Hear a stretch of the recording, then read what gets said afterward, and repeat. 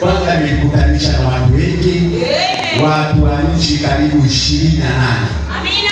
Ambapo tunakaa pamoja, na kama Beroya lilivyo neno lake, ni wale watu Bwana, watu waliokuwa wanachunguza maneno ya Mungu kuona kuna kitu gani ndani ya neno, takuja kusoma hilo neno.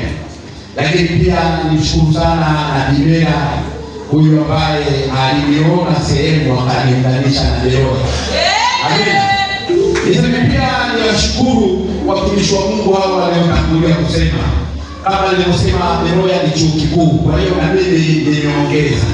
Elimu yangu ya kimungu imeongezeka zaidi. Mimi nimefurahi kwa sababu mmoja aliomba kwamba alisema mimi nipungue, wewe uongezeke. Lakini imenitoa chini, kaniweka hapa, kaniweka hapo, na ananipandisha juu zaidi. Lakini niseme na kushukuru sana wewe ambaye upo, kwa sababu ni neema ya Mungu kuweza kuingia kwenye nyumba hii wakati watumishi wa Mungu wapakwa mafuta wa Bwana wakishusha nondo zile za mbinguni. Amena. Kwa sababu Biblia imezungumza kwa kitabu cha Isaya sura ya 1:19 inazungumza kwa habari ya kusikiliza na kutii, ili kusudi ule nini? Mema ya nchi.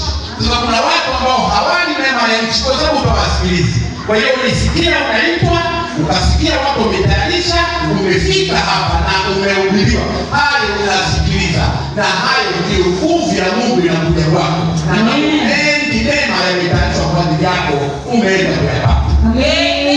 Basi zaidi ya yote nisome neno kidogo kabla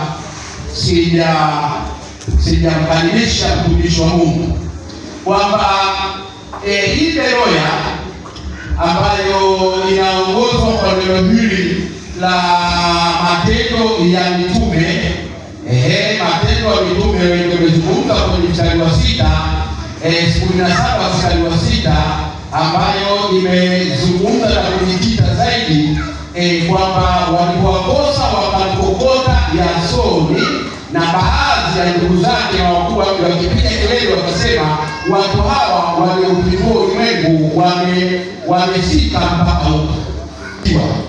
Kuna mzizi au chanzo cha hiko kitu. Amena. Ili kusudi uweze kutengeneza chochote, unaniambia gari lako liko hapa, aliwaki, lazima niende nikagundue kwamba kuna kitu gani, kwa nini aliwaki, kwamba utakuta pengine beti imeshindwa kupeleka nguvu. Hiyo beti kwa nini ilishindwa kupeleka nguvu? Unanielewa? Sasa mimi nataka nidili na kile chanzo. Wanasema unafanya root cause, yaani unaangalia kitu gani kilichosababisha hiki, na watu wengi wanaangalia matokeo, lakini mtu mwenye vyeti vya ufundi anaangalia kisa, anaangalia chanzo, anaangalia asili ya hiyo kitu. Sasa wenzangu wengi wamezungumza kwenye huu mstari, wakasema hawa watu wamekuja kupindua ulimwengu. Mimi nataka niangalie waliupindua ulimwengu katika nini, ndio nitaka nijue pale chake. Naelewa jamani?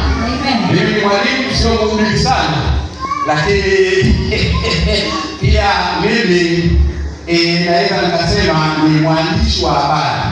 Mwandishi wa habari kazi yake kujazia pale ambapo mla ile habari hakujaza. Amena. Kwa hiyo mimi nataka nijaze pale kusudi upate ile habari kamili. Moja kwa moja nakwenda kwenye kitabu cha Matendo ya Mitume, lakini sura ya 16 nikianzia mstari wa 16 inasema, ikawa walipokuwa tulipokuwa tukienda mahali pale na kusali, kijakazi kimoja aliyekuwa na pepo wa uuguzi akatukuta asili. Yaani wewe huo umekuja kuhubiriwa habari ya Yesu, unaenda kuhubiriwa habari ya Yesu, yaani kuna dini fulani ya asili, kwamba kuna imani, unaamini kitu fulani. Amena. Ikaja nini sasa hizi ambazo zimekuja na Musa, Ibrahimu, zikaja mpaka tukao tunajua sasa dini kwamba hii ni dini ya Mungu, na ambayo ikawa imekuja na mambo yake. Hiyo dini ya pili ikawa sabini kwa sheria, unaita dini ya sheria. Amen. Sasa ikaja nini safari ya tatu ya Yesu, ilipokuja hii ya Yesu tunasema hii ni kwa neema. Ukiangalia inapingana na ya Musa kwenye sheria, na ya sheria inapingana na ile ya asili ya mizimu. Sijui naanza kuelewa. Sasa watu wengi wao wamebaki wapi? Umebaki kwenye mizimu, umebaki kwenye sheria, au uko kwenye hii ya neema? Sasa hawa nilikuwa najaribu